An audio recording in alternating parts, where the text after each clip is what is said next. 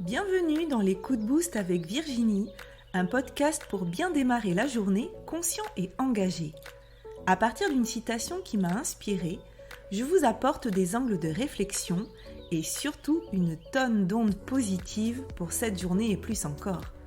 Si vous souhaitez être informé de la diffusion de chaque nouvel épisode, abonnez-vous sur votre plateforme de podcast préférée.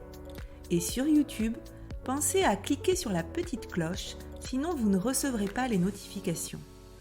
Pour vivre ces coups de boost en live, rendez-vous le mercredi à 8h30 dans le groupe Facebook du Congrès francophone de l'écologie relationnelle.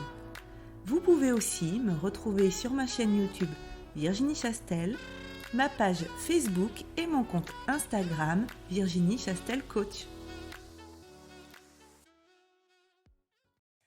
Allez, aujourd'hui, on va parler de folie. On va parler de folie avec notre ami Albert Einstein. La folie, c'est de toujours faire la même chose et de s'attendre à un résultat différent. Oui, la folie, c'est de toujours faire la même chose et de s'attendre à un résultat différent. J'ai pris l'exemple hier de la mouche face à une fenêtre. Alors, je vois que... Non, c'est bon. Ouais, ça coupe un peu. J'ai l'impression aussi. Ouais, tu me dis ça. Et je vois aussi que ça coupe un peu. Malheureusement, je peux rien faire. Je suis en 4G sur mon téléphone et je peux pas faire mieux. Donc on va voir.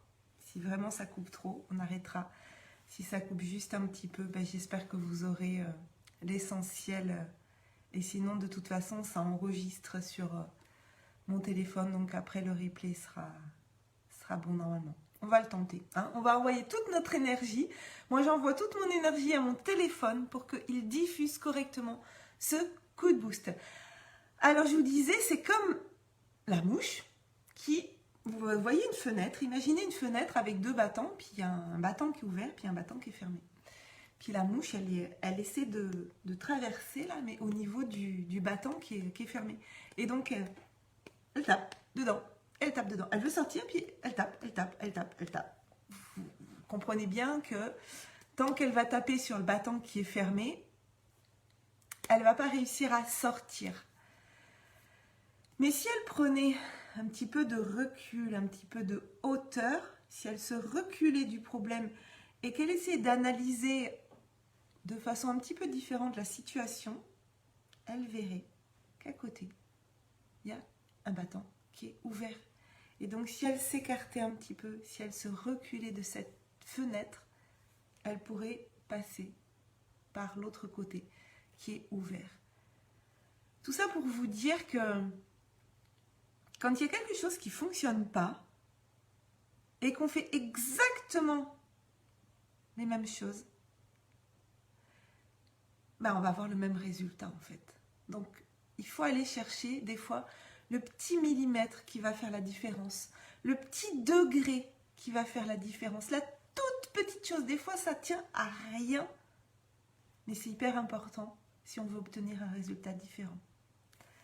Alors, coucou Dominique qui vient d'arriver et coucou Angélique aussi qui vient d'arriver. Ravie de vous accueillir. Alors hier justement, là aujourd'hui on est sur ma page Facebook. On part à chaque fois de ces coups de boost, on part d'une citation que j'ai publiée la veille, donc le mardi. J'ai publié sur Instagram, Facebook et dans mon groupe privé Osmose.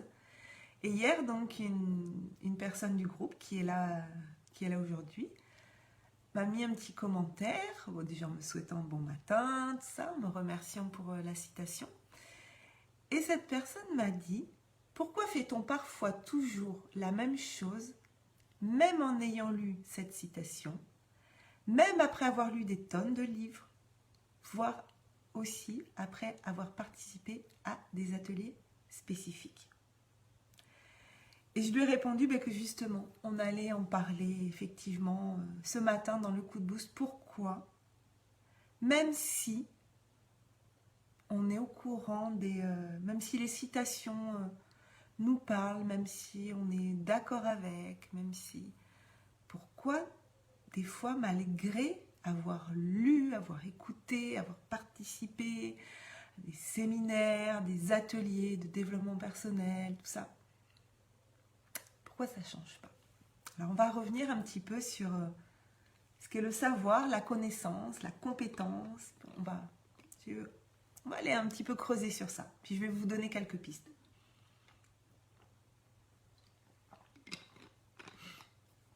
Tu dis, Marie-Hélène, faire un pas sur le côté. Exact.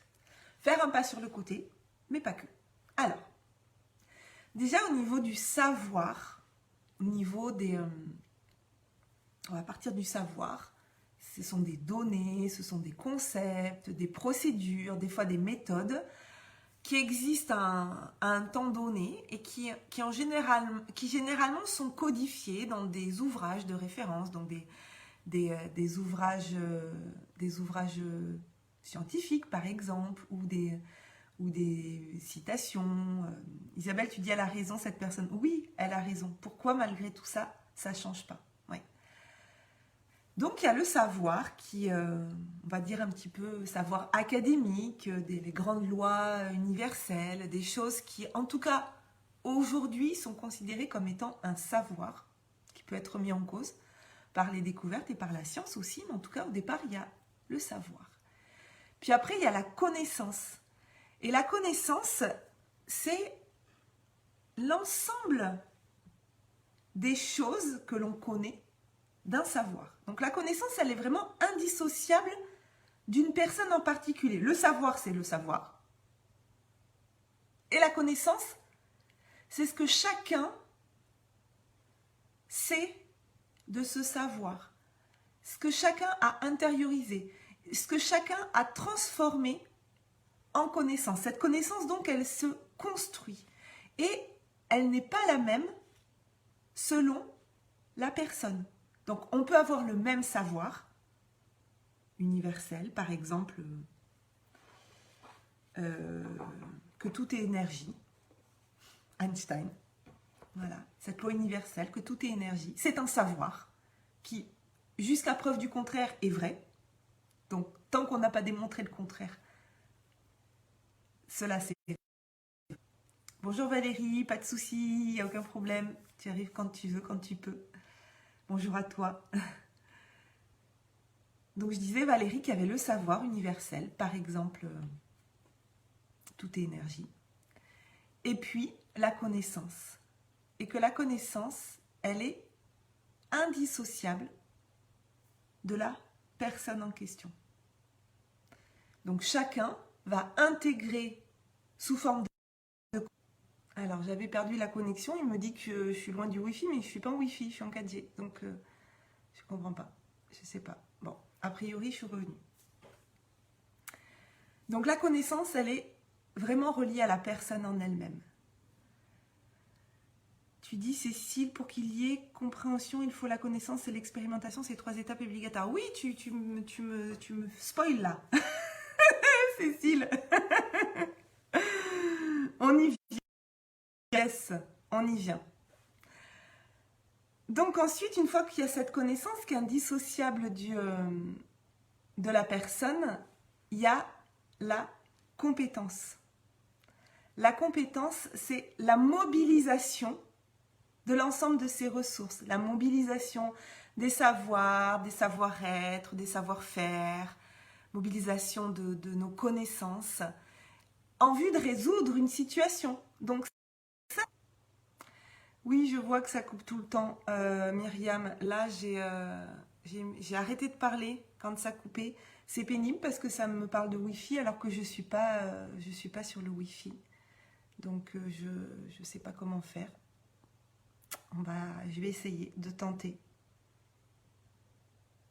Je vais essayer de tenter, sinon je l'enregistrerai toute seule face à mon téléphone et je le mettrai en replay, mais ça serait dommage. Je vais essayer de continuer. Non, c'est pas grave, Cécile, si tu spoil. Il n'y a pas de souci. Mais effectivement, le savoir, la connaissance et puis la compétence et tout ça, ça se passe dans l'action. Il n'y a pas de... Oui, tu dis Christine, on comprend même avec les coupures. En fait, je vais essayer, quand je vois que ça coupe sur mon téléphone, je vais essayer d'arrêter. Et normalement, vous avez la suite, la suite qui arrive.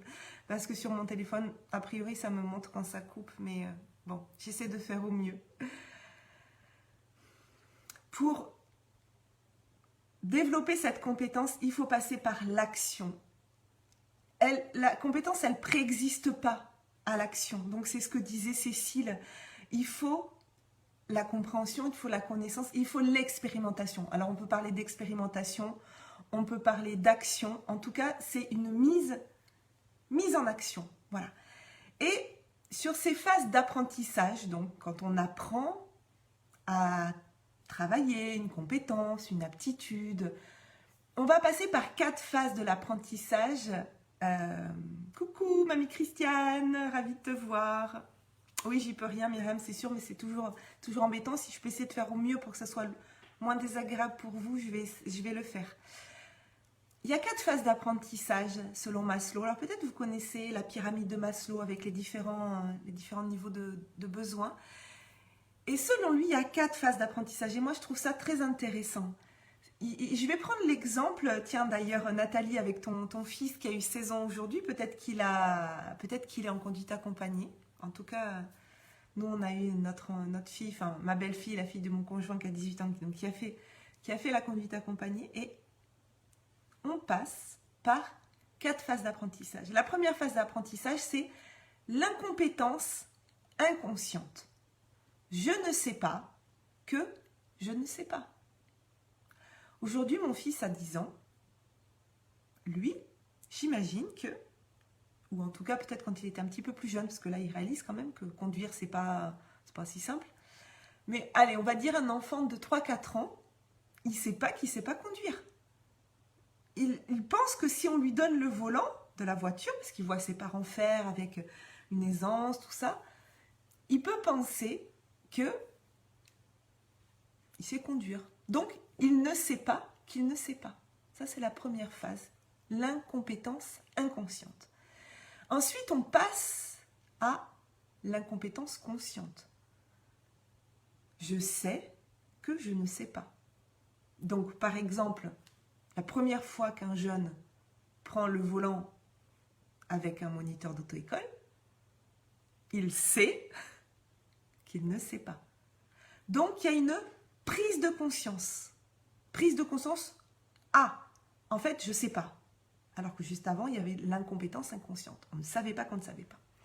Troisième étape, donc on apprend, on fait des efforts, on répète, on expérimente. Et là, on sait qu'on sait. Donc on est vraiment dans cette conscience de l'apprentissage, des efforts qu'on a fait, on a répété. Et on a cette conscience que maintenant on sait. Donc quand on a le permis, on sait qu'on sait conduire. Mais on en a conscience. Et puis la 4e phase, on va partir sur l'automatisme. Et là, c'est la compétence inconsciente. Je ne sais pas que je sais. Ou je ne sais plus que je sais. Est-ce que vous êtes toujours là? Est-ce que vous m'entendez? Parce que je ne vois plus de messages dans le chat. A priori, tout est bon sur mon retour écran, mais je voudrais être sûre que je ne parle pas toute seule. Et je vois quand même qu'il y a des personnes connectées, donc a priori, c'est bon. Donc cette 4e phase, c'est la phase d'automatisme. Aujourd'hui, quand on conduit, on ne se pose pas la question de ce qu'il faut faire, on n'a pas conscience qu'on sait conduire. On conduit. Voilà, il n'y a pas de... Enfin, on n'est pas en train de réfléchir à ce qu'on fait. Est-ce que ça vous parle, ces 4 phases? Est-ce que, merci beaucoup des retours, est-ce que pour les personnes là qui m'avaient dit oui, mais c'est bien beau de savoir tout ça, mais des fois on n'arrive pas à le faire. Alors, est-ce que déjà pour vous, est-ce que pour tout le monde, c'est ok qu'il y a ces 4 phases, l'incompétence inconsciente, je ne sais pas que je ne sais pas, l'incompétence consciente, je sais que je ne sais pas, la compétence consciente, je sais que je sais, et la compétence inconsciente qui est l'automatisme, je ne sais pas que je sais. Et donc, qu'il va falloir passer par toutes ces phases. Et quand on est sur la phase, quand on dit, voilà, même après avoir lu des choses, même avoir participé à des ateliers spécifiques, pourquoi en fait, pourquoi ça n'a pas changé? Mais parce qu'en fait, l'apprentissage n'est pas encore ancré. Donc, il n'y a pas encore d'automatisme, il n'y a pas encore d'intégration. Et c'est là que je veux vraiment y venir, c'est qu'il y a l'intégration, l'apprentissage, il peut se faire à 3 niveaux. Il y a le niveau... Cécile, tu dis, je n'ose plus parler. Ça marche. Mais si, tu peux commenter, il n'y a pas de souci. Vas-y, lâche-toi. Mais si, en plus, si tu veux apporter ta contribution, il n'y a aucun problème. On pourrait parler de... Oui, Myriam, tu dis, je les connais. Ces 4 phases, super. Ben, j'espère que certains d'entre vous...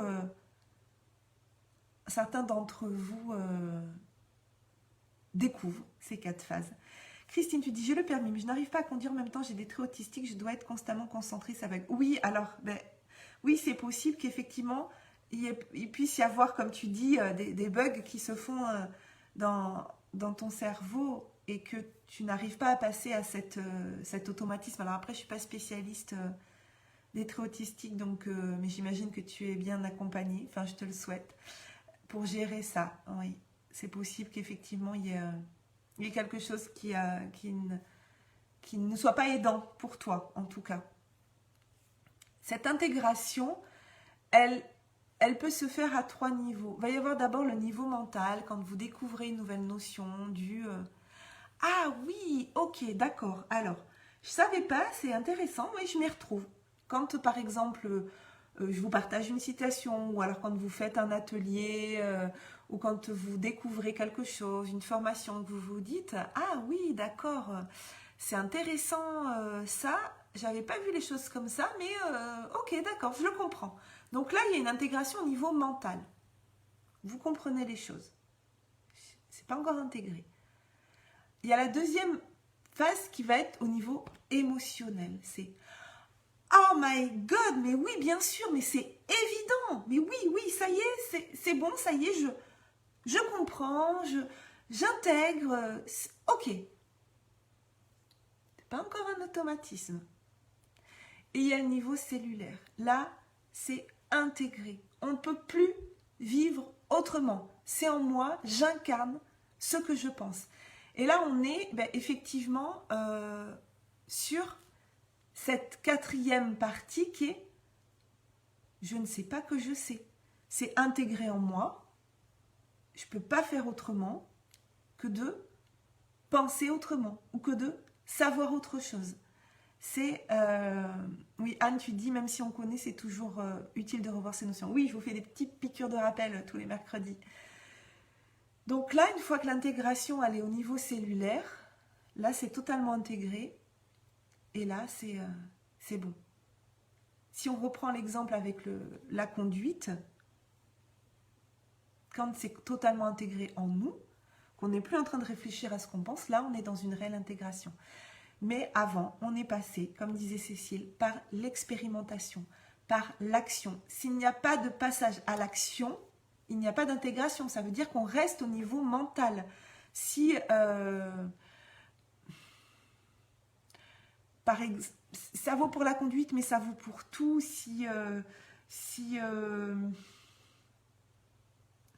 on se dit que pour augmenter sa vibration énergétique, c'est important d'être dans la joie, que c'est important d'être dans l'amour, que c'est important d'être dans la compassion, d'être dans le non-jugement. On peut mentalement être d'accord avec ça. On peut ensuite, émotionnellement, ça peut nous faire vibrer. On peut sentir qu'il y a quelque chose qui est de la vérité, qui est de... Oui, on peut sentir qu'il y a quelque chose qui se passe. Mais si on ne l'expérimente pas, si on ne vit pas cette joie pour faire monter ces vibrations, si on ne le sent pas, j'ai envie de dire corporellement, parce que quand je dis niveau cellulaire, c'est vraiment corporellement. Si ce n'est pas intégré corporellement et qu'on l'a vécu corporellement, ben c'est pas intégré en fait. Ça peut rester du théorique, ça peut rester du ah oui, je sais, ok. Tu le sais, mais est-ce que tu le vis? C'est pas la même chose. Myriam dit, c'est ce que j'allais ajouter, même si on les connaît, qu'on en est conscient, c'est toujours intéressant et utile de les revoir. Christine, tu dis, c'est un déclic. Oui, c'est ça. C'est un déclic incarné. À un moment donné, il y a un switch qui fait qu'on n'est plus dans le mental, on n'est plus dans juste l'émotion, on est dans l'incarnation. On incarne ce qu'on pense, ce qu'on croit, ce qu'on vit. C'est une pleine incarnation.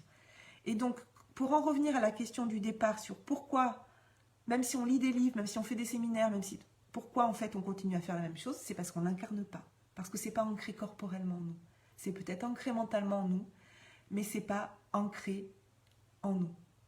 Oui, Anne, incarné, bien vu. Oui, le premier sens du terme. Merci les filles pour vos apports. Et alors, comment on peut faire? Parce que là, une fois qu'on a compris que quand on n'y arrivait pas, c'est qu'on n'incarnait pas, là, on n'a toujours pas donné le comment.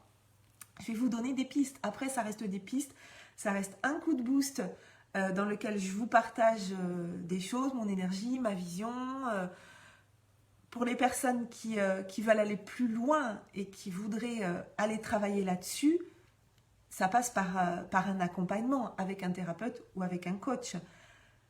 Moi, c'est des choses sur lesquelles je travaille avec mes clients, mes clientes pour l'instant. Voilà, libre à vous ensuite d'aller vers la personne qui vous correspond si vous avez besoin d'aide, d'accompagnement pour faire ce passage à l'action, pour faire ce passage à l'entraînement, et de le faire accompagner parce que c'est toujours plus simple, de faire ce passage à le comment on fait pour aller incarner. Christine, tu dis, j'aime me confronter aux projections jusqu'à ce que je passe à travers, aller vers l'inconfort sans être maso. Oui, exactement. C'est exactement ça. Aller se confronter. C'est exactement ce que j'allais dire. Comment faire? Eh bien, c'est aller voir tout ce qui bloque. À chaque fois qu'il y a une émotion désagréable, quelque chose qui frotte, premièrement, l'accueillir, sans culpabilité, sans jugement, accueillir ce que l'on vit, et aller voir ce qui bloque. Ne surtout pas mettre le couvert dessus. Ça serait vraiment, à mon sens, une erreur de dire j'accueille l'émotion, il y a un truc qui me dérange, j'accueille l'émotion, je la laisse passer, je la laisse repartir et je ne vais pas voir ce qu'il y a derrière. Parce que si on ne va pas voir ce qu'il y a derrière, eh bien, il ne faut pas s'étonner qu'en fait, qu'elle revienne. Et de plus en plus fort. Parce que si on ne va pas voir ce qu'il y a derrière, la vie va nous remettre toujours, vous savez, le même plat, jusqu'à temps que nous prenions conscience de ce que l'on mange. Cécile, tu dis, tu as bien détaillé les 3 étapes, les 3 étages, mental, émotionnel et physique. Merci, Cécile. Donc, allez voir derrière une émotion, l'accueillir, mais allez voir ce qui bloque. Et regardez en face. C'est là où on peut parler de confrontation. Allez voir les objections, les croyances. Si on a cette émotion, peut-être écrire dans un journal l'émotion qu'on ressent et aller chercher derrière quelle est la croyance derrière qui nous fait ressentir ça. Ça peut être la peur de ne pas réussir, la peur de ne pas être assez intéressant. Ça dépend vraiment de la situation. Mais si par exemple, on n'arrive pas à prendre la parole dans un groupe, on n'arrive pas à prendre la parole en public, et qu'on a du coup cette émotion de j'ai peur, j'arrive pas, d'aller chercher la croyance derrière. La croyance derrière, elle peut être que je crois que ce que j'ai à dire n'est pas intéressant, et d'aller chercher pourquoi on pense ça. Pourquoi on a cette croyance. Et là, de faire passer cette croyance devant un tribunal pour les dégommer. Donc, par exemple, moi, c'est ce que je fais en coaching individuel, c'est on fait passer les croyances devant un tribunal. Ok, tu penses que tu n'es pas intéressante. Pourquoi? Eh bien, parce que quand j'étais petite, on me disait tout le temps de me taire, que ce que je disais n'était pas intéressant, que je faisais mon intéressante, nanana. Ok, d'accord.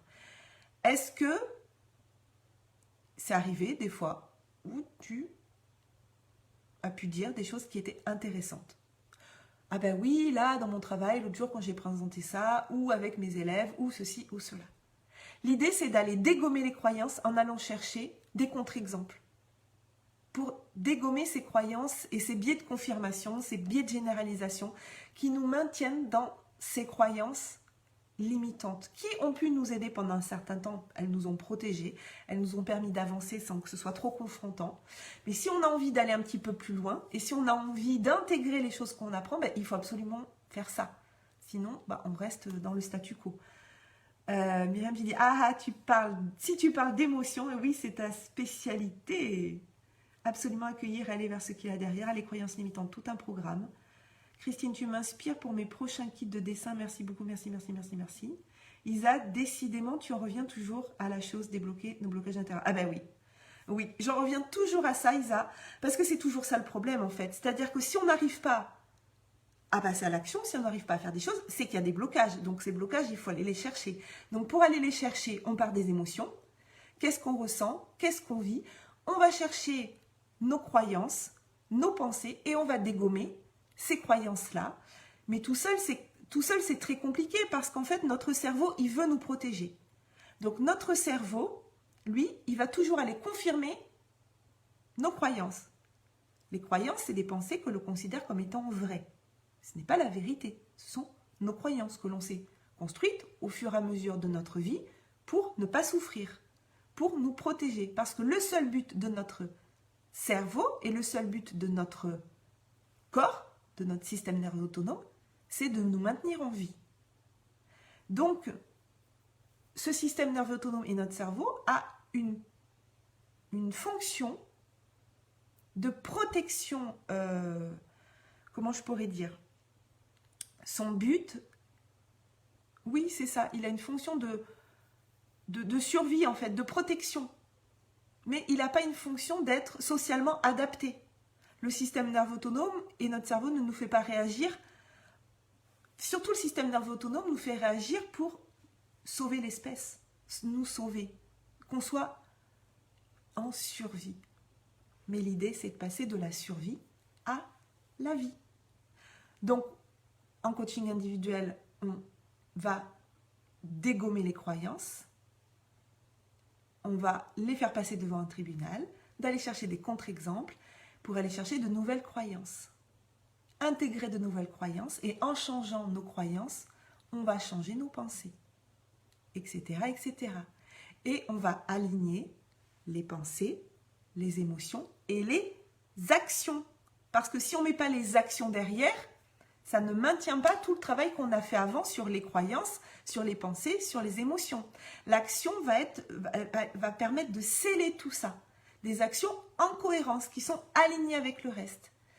Et je vous ai parlé du système nerveux autonome parce que avant d'aller dégommer les croyances, il va falloir qu'on se mette en état ventral, en état de sécurité grâce à notre système nerveux autonome. Donc, vous voyez que c'est assez complexe finalement, et oui, et en même temps, j'en reviens toujours au même. Katia, tu dis oui, travailler nos conditionnements, c'est la base pour se reconnecter à notre part divine. Et Anne, c'est ce qui me passionne, qu'on n'a jamais fini. Ouais, on n'a jamais fini, c'est un chemin. Donc pour résumer, parce que là, peut-être qu'il y a eu beaucoup d'informations. Katia, sans prise de conscience et sans passage à l'action, pas de changement. Exactement. Le changement, on en a déjà parlé dans un autre coup de boost. Pour qu'il y ait changement, il faut la prise de conscience et le passage à l'action. Mais entre ces deux-là, entre la prise de conscience et le passage à l'action, et même en amont de la prise de conscience, il peut y avoir plein d'interférences. Et là, c'est nos croyances qui viennent tout parasiter. Donc, il faut absolument aller travailler sur ces croyances. Et pour accéder à ces croyances, il faut analyser nos émotions et pas mettre le couvercle dessus. Ça, c'est hyper important. Donc voilà ce que je voulais vous dire ce matin. J'espère que je ne vous ai pas assommé. Dites-moi si tout va bien. Est-ce que dans ce que je vous ai dit, il y a des choses qui... vous voudriez un éclaircissement? N'hésitez pas là dans le chat. Est-ce que vous voulez que je précise quelque chose? Est-ce que... Là, on est bien d'accord que pour l'instant, on en est au niveau de l'intégration. Peut-être pour certaines personnes, tout ce que je viens de dire est déjà intégré au niveau cellulaire et il n'y a pas de souci, au contraire. Peut-être que pour certaines personnes, on en est au niveau mental, de ok, d'accord, je vois, je comprends ce qu'elle dit, ça me paraît intéressant. Peut-être même que pour certaines personnes, c'est coincé là au niveau mental et que certaines personnes se disent non, quand même là, elle abuse un peu, c'est pas tout à fait comme ça que ça se passe. Et là, peut-être aller voir si votre ego n'est pas en résistance et que votre ego est peut-être en train de vous protéger, en train de vous dire ne crois pas à ce qu'elle dit parce que là tu vas souffrir.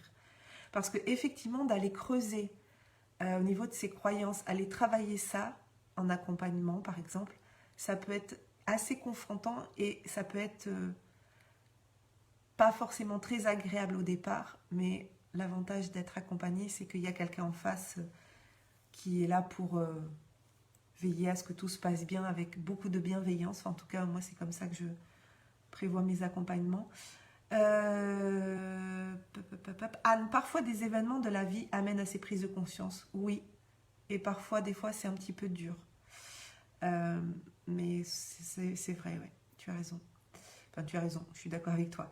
Joël, et aussi pour bien faire comprendre aussi à notre corps et à ses récepteurs que ceux qui le vivent ne sont pas du danger. Oui, toi qui fais la formation aussi pleine confiance avec Ludo, ouais, tu sais que le travail du système nerveux autonome est hyper important.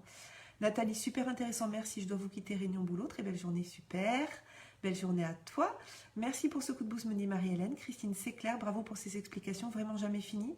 Ben, Christine, il y a un point d'interrogation à la fin de ton vraiment jamais fini. Ben non, vraiment jamais fini parce que à chaque fois que tu passes un palier d'accomplissement, d'alignement, tu vis toujours des nouvelles situations. Donc ces nouvelles situations, elles peuvent toujours te ramener à quelque chose. Mais j'ai envie de te dire, jamais fini, mais peut-être à chaque fois plus facile à gérer et plus facile à passer à un autre niveau. Comme le disait tout à l'heure, je crois que c'est Anne qui dit parfois des événements de la vie amènent à ces prises de conscience. Les événements de la vie, on va en avoir tous les jours. Des choses confrontantes, on va en avoir jusqu'à la fin de notre vie. On va vivre des situations difficiles, des deuils, des maladies, des séparations, des contrariétés. Mais le fait de s'aligner de plus en plus nous permet de gérer plus facilement. Mais l'idée, on est des êtres humains, on est des êtres émotionnels. L'idée n'est pas d'empêcher les émotions. C'est juste d'aller voir pourquoi je vis cette émotion, qu'est-ce que ça va chercher derrière, et pour très vite remonter en vibration, très vite remonter sa vibration pour ne pas rester dans des émotions qui pourraient être paralysantes, j'ai envie de dire. Katia, oui, tout à fait, les prises de conscience peuvent se faire à différents moments. Isa, c'est clair, reste dans l'action. Reste l'action, ah oui, reste l'action. Ouais, ça c'est peut-être pas le plus simple. Merci pour ces partages, on passe des niveaux, voilà. Ce qui me plaît le plus, ce sont justement les prises de conscience au quotidien. Ouais, voilà. Bien écoutez, on va faire le tirage de cartes, puisqu'il n'y a pas de questions. N'hésitez pas, hein, si vous en avez. Et puis, vous pouvez me dire quel est votre niveau d'énergie en fin de coup de boost. Est-ce que vous avez gagné des points? Anne, tu nous dis dans les petits moments qui paraissent anodins, mais qui nous en apprennent beaucoup. Oui. Joël, tu dis chapeau pour expliquer tout ça en une demi-heure et avec coupure réseau, super coup douce, merci. Oui, c'était pas évident. Bah écoute, j'espère que, de toute façon, j'y reviendrai là-dessus, mais vraiment, si vous avez envie, voilà, d'aller plus loin là-dessus et de pouvoir travailler ça avec moi, c'est avec grand plaisir. Vous me contactez en MP, on peut en discuter. Marie-Hélène, donc tu as 8, Katia a 8 sur 10, Joël a 11 sur 10, oh mais c'est génial. Joël, je sais pas combien tu étais au début, mais de toute façon, ça veut dire que tu as gagné des points. Ben, c'est top, moi aussi j'ai augmenté. 9 pour Anne, ce sujet me passionne, donc ça me booste, top, top, top, je suis ravie que ça vous ait plu, moi aussi je trouve ça passionnant. Ah oui, j'ai oublié, il faut que je vous mette un truc. Je vous mets un lien dans le chat.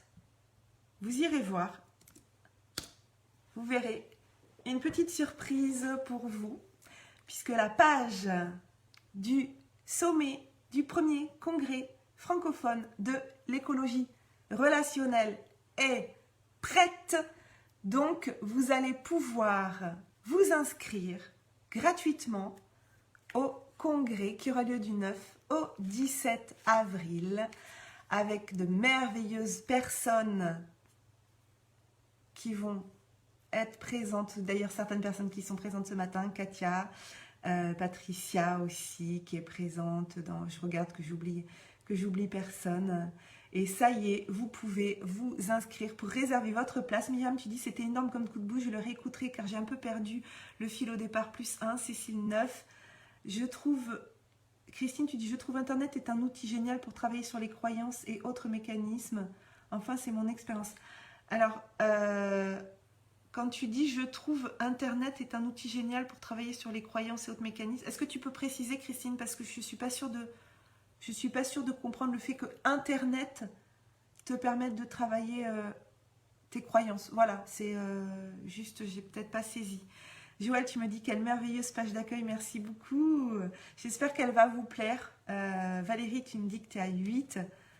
Waouh, waouh, waouh, very good job, me met Myriam. Bon, mais voilà, je vais tirer la carte et puis je vous laisserai après, si vous voulez, aller parcourir cette page. Vous avez le descriptif de toutes les conférences. Vous avez le coffret Osmose qui est déjà en vente à prix avant congrès pour les personnes qui souhaiteraient aller plus loin. Je sais qu'il y a des personnes qui vont vouloir aller faire les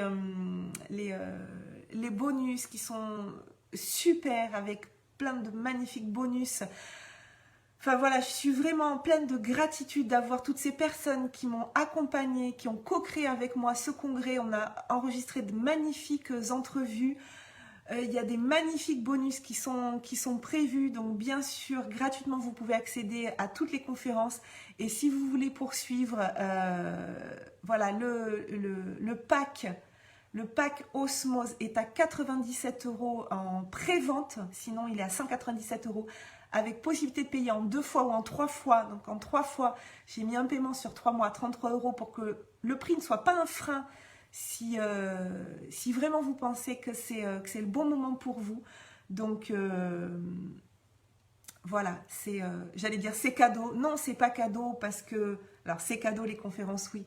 Le coffret, c'est pas cadeau parce que vous savez tout le travail qu'il y a derrière. C'est presque 1 an de travail quand même. Depuis le moment où le projet est arrivé dans ma tête jusqu'à cet accomplissement-là. Christine, cela permet d'aller à la rencontre de personnes qui fonctionnent différemment avec des croyances différentes. Ah ok, c'est bon, j'ai compris donc en quoi Internet c'est un outil. Oui, parce que ça nous permet d'aller rencontrer des personnes qu'on n'aurait jamais rencontrées dans la vie de tous les jours.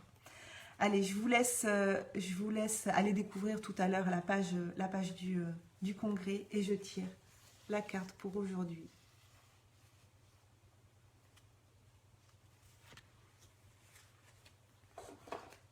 Je ne sais pas si on l'a déjà eu celle-là. Peut-être. J'ai un doute. En tout cas, ça fait un petit moment si on l'a déjà eu. Alors, regarde.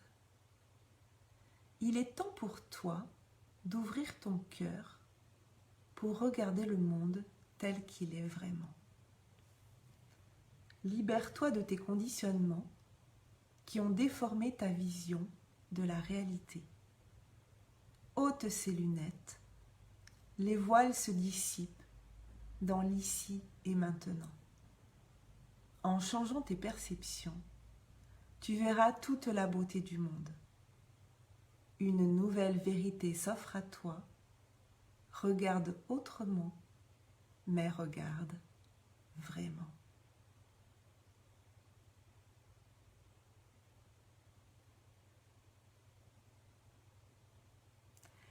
Je crois que cette carte, encore une fois, elle a un lien avec ce qu'on vient de dire, d'aller dégommer les croyances, d'aller changer les perceptions. Oui, on l'a jamais eu, Myriam, parce que moi, du coup, après, je sais plus. De se libérer de nos conditionnements qui ont déformé notre vision, notre réalité. On est pile dans les croyances. Oui, comme tu dis, Katia, j'adore le tirage, toujours parfaitement aligné au thème du coup de boss. Oui, carrément. Joël, elle est magnifique cette carte et la façon dont tu la partages tout en douceur, cela me fait frissonner. Merci à toi. Christine, tu dis le monde est avec des cœurs, le monde est amour, je suppose. Je vous souhaite une très très belle journée. Prenez soin de vous. Si ce coup de boost vous a plu, sentez-vous libre de le partager. Afin de favoriser sa diffusion, vous pouvez lui attribuer un maximum d'étoiles sur Apple Podcast et laisser un commentaire. Belle journée à vous et surtout, prenez soin de vous.